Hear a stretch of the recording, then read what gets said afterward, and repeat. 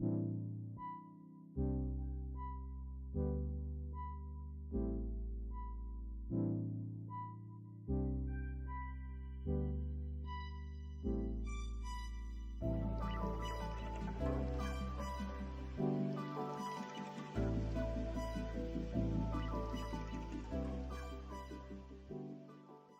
Foxy, it's your birthday. Not for real, real, just for play, play. This is Cree Summer, and Moana Nui will be right back.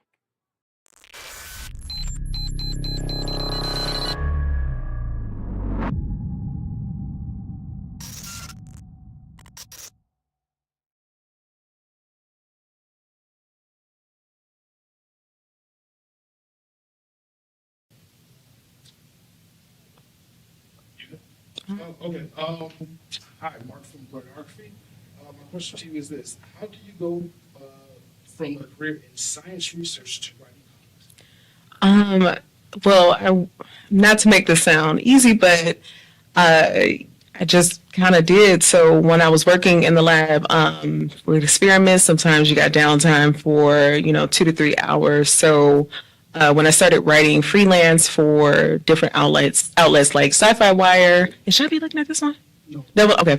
Different outlets like Sci-Fi Wire, IGN, Nerdist. I would write sometimes in between experiments. So that was really helpful. The research aspect came into play because I was able to, I already had that down to a literal science. So when it came to researching comic book characters, that was something that I was already kind of doing in the back of my head. So when I had to apply it to what I was writing, it just came out. So taking those skill sets that I learned and honed while being a research scientist, and then applying it to the nerdy stuff that I loved, it felt like a very easy transition. So that's kind of how that happened.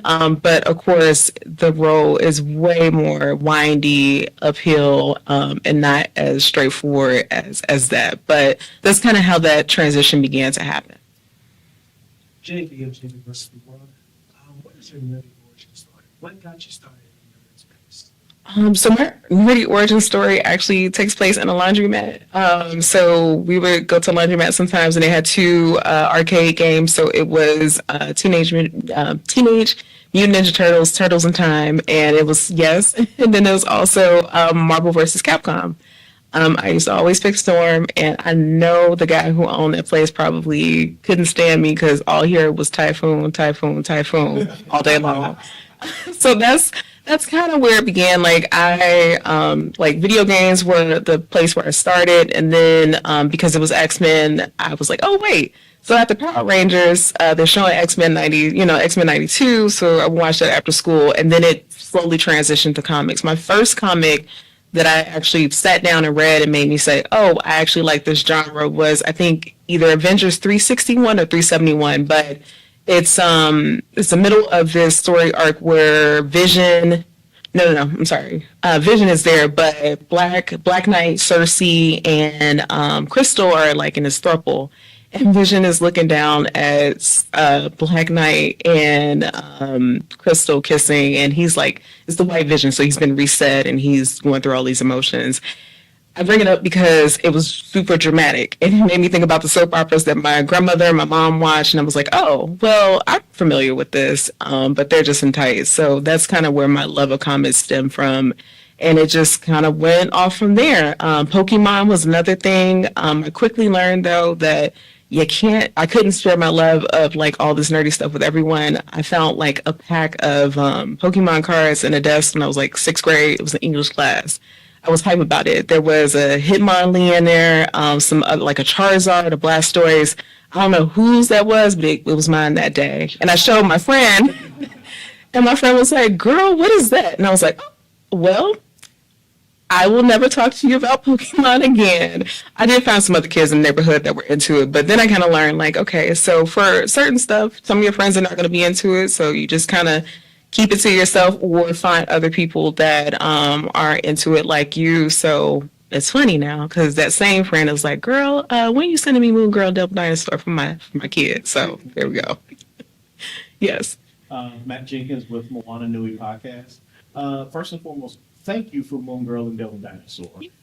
Younger girls in my family, my lovely cousins and whatnot that are 12, 13-ish, anytime they start talking about comic books, it's the first thing I go buy for them.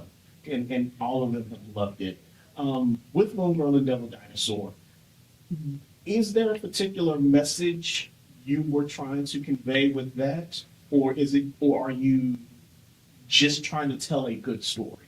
So I just want to make it clear because I wish I came. I know you're not saying this, but there have been other people that come to my table and like, you created it. I'm like, I didn't. I wish I did. When Moon Girl and Devil Dinosaur were created, I was actually hype about it and reading it. But for the story that I wrote for the graphic novel, Wreck and Roll, this story, I wanted it to be about community, sisterhood, and one, just really having a good time. The animated series is so different from the comics in a way that I really deeply appreciate. So I wanted the story to be one that, sure, the other roller derby team in this book are doing things that they shouldn't be, but there's a purpose for it. I thought of them as the Clovers from Bring It On. Like they had a little attitude with them, but they had a goal in mind. And they wanted to make their dreams come true on their own, and I could do nothing but respect that. So I just wanted it to be something where, young women and girls or whoever read it, they understood the importance of the community, again, sisterhood, Black sisterhood specifically, and just having fun. Like, Lunella, they're at a skate rink. Like, come on. Yes. Oh, wait, I'm sorry. RTV, Blur's Eye View. Hey. So, do we add Power Lifter to your list of accolades after today? We sure can. So that's something I don't really talk about, but I power lift. That's just something that after I had my son, I was like, body was different. I'm like trying to figure out something that made me comfortable. And man, do I love powerlifting. Deadlifts, power cleans, split squats, front squats, all of it is something that I do. Because when people say mean things online, I just say, wow, I'm going to go to the gym. I'm going to wish that this person was this barbell. I like how the dreams like with Lunella being the smartest girl, the smartest human in the Marvel universe, and the limited visibility that she has as compared to like Tony Stark, what is your biggest challenge in writing that character? I think the biggest challenge was trying to make sure that Lunella was relatable. The problem that I have with the comic version of her is that oftentimes she felt a little alienated, isolated, because she was so smart. It made her socially awkward, which I don't think is a problem, but Lunella could still find friends. The animated series is something that was able to like really just bring that home the first episode, which I love. So for me, she's uber smart, but also at the same time, she can still communicate. She's still 13. She still has to deal with things with like making friends, figuring out morally where she wants to stand, all of these things, because just because she's a super smart Black young girl doesn't mean that she is an adult. And oftentimes that's the way that she was written in the comics. So for me, it was just remembering like my 8-year-old, some of the stuff that he does, he's uber smart, but also sometimes he doesn't do things that I ask him to, like brush his teeth. So just making sure that I kept that in mind when writing her, like she could be all those things, but she's still a kid. Oh, right there. I wasn't sure if you could mention but Carnell from Carnell How Yeah. Pokemon. Yeah. Now, who's your 6 with the Oh, that's a good one. So I always have a Rapidash or a Ponyta that is just up there, and I haven't just evolved them. It's going to be all the first 150. Charizard is always there, a Blastoise, a Venusaur. I got 2 more. It's usually a ghost type, so either a Ghastly or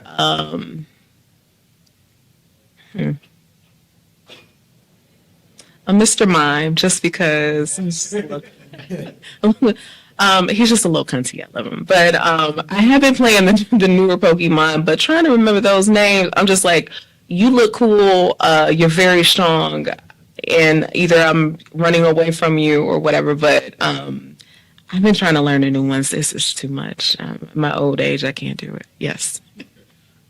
in your opinion, do we need more black women in this industry of current comics and just entertainment in general? And if so, what advice could you give black women who are interested in this process? An emphatic yes. Like I would yell if it wouldn't mess with the feedback and the mic. I could not yes from writers, artists, colorists, letterers, editors is the huge one because a lot of times they're the ones putting together the teams, especially at the bigger corporations. Indie comics as well. And there are a lot of black women who are doing things. I think of Jamila Rawser. I think of let's see, we got Sherilyn Eden. We have N.K. Jemisin, who did a little something for DC, but then DC didn't want anything else, which is really crazy to me. Which is so many women that are doing things right now, but we can always use more. It's not fun being the only person in the room. I don't enjoy that. It does not bring me joy. It'd be nice to be on the panel, just talking about the process and for there to be 2 or 3 other black women on the panel instead of most of the time it's me being the only black woman and everyone else. And any advice, start, I know that's not sexy, but start, ask questions. If you see other black women at conventions who have their indie comics or you see me, come ask me questions. I will answer them. In the ways that you write now, how do you find yourself in that? Like, what do you go to, like, bring her experiences to the page? So that one's is nice and easy because I once was a 13-year-old black girl in a lot of gifted classes. So I just kind of think of those experiences and really not more so what I would do because I don't want to self-insert for Lunella because we are two different people, but just kind of thinking of those instances and like how would she then in turn, how would she react? Her personality, how would she go about things? But that is the beauty of being able to write a character that looks like you, is that a lot of times those experiences are going to be the same. Yes. And then What have been some of the highlights of your career? Like you look back and you feel I'm going to have to say it's the first Nubia series. That was my first major comic gig. Before that, I had a Marble Voices 2-page story with Monica Rambeau. And I knew after that I was going to have to hit the pavement even harder than I did before because that wasn't enough. And I didn't think that it was going to guarantee me a career. So when Nubia came and it was a series and I got to do more, I said I was going to learn as much as I could and make sure that if this happened to be the only thing that I wrote, that I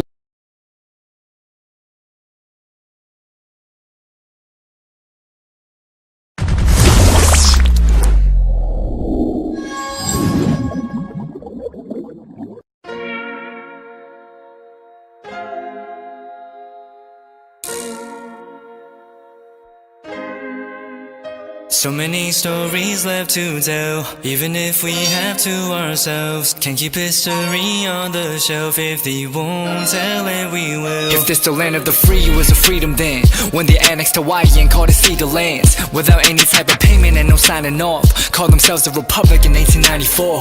1.2 million acres overtaken from the native Hawaiians. When they resisted, the West retaliated in violence and erasure. The Hawaiian language is banned as part of colonialism's plan to expand, yeah. Stuck between a rock and a hard place. Multiple bombings of Kaho'olawe as a part of their ongoing war with Asia. Used it as a place for target practice. No consent or compensation. Colonizers call for annexation. No regard for all the locals. School will never let you know. So many stories left to tell, even if we have to ourselves. Can't keep history on the shelf. If they won't tell it, we will. Too many stories left to tell, even if we have to ourselves. Can't keep history on the shelf. If they won't tell it, we will. We will. So if we put Hawaii into perspective, well, Black and Asian history is interconnected. Considering the fight with the Pacific, then of course versus Asia, they was treated as a middleman for war, but didn't let the Western colorism run its course. Cause dark skin was a sign of dignity to core. The land was taken in the name of capitalism, when prior to it was an actual kingdom. Clap back at the system. Stuck between a rock and a hard place. Multiple bombings of Kaho'olawe as a part of their ongoing war with Asia. Used it as a place for target practice. No consent or compensation. Colonizers call for annexation. Network out for all the locals. School will never let you know. So many stories left to tell. Even if we have to ourselves. Can't keep history on the shelf. If we won't tell it, we will. Too many stories left to tell. Even if we have to ourselves. Can't keep history on the shelf. If we won't tell it, we will. So many stories left to tell. Even if we have to ourselves. Can't keep history on the shelf. If we won't tell it, we will. Too many stories left to tell. Even if we have to ourselves. Can't keep history on the shelf. If we won't tell it, we will. We will.